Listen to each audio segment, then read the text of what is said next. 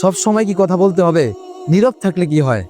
রাসূল সাল্লাল্লাহু আলাইহি সাল্লাম বলেন, নীরব থাকা জ্ঞান ও প্রজ্ঞার পরিচায়ক।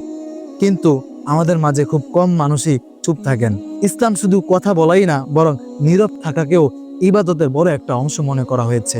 আজকাল সবাই মত দিতে ব্যস্ত, কেউ নীরব থাকতে চায় না, সবাই নিজেকে চালাক চতুরতা মনে করতে চায়। কিন্তু যেখানে রাসূল বলেছেন নীরব থাকা এটু একজন বুদ্ধিমত্তার পরিচয়, জ্ঞানের পরিচয়।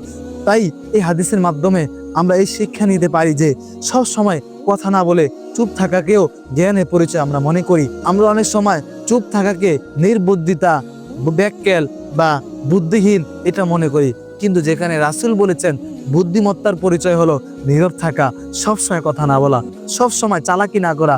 কিছু সময় নীরব থাকলে আপনি বেঁচে যেতে পারেন গুনাহ, ফিতনা এর মতো জঘন্যতম অপরাধ থেকে। তাই আসুন বেশি কথা নয়, বেশি চালাকি নয়, নীরব থাকাকেও নিজের অভ্যাসে পরিণত করি।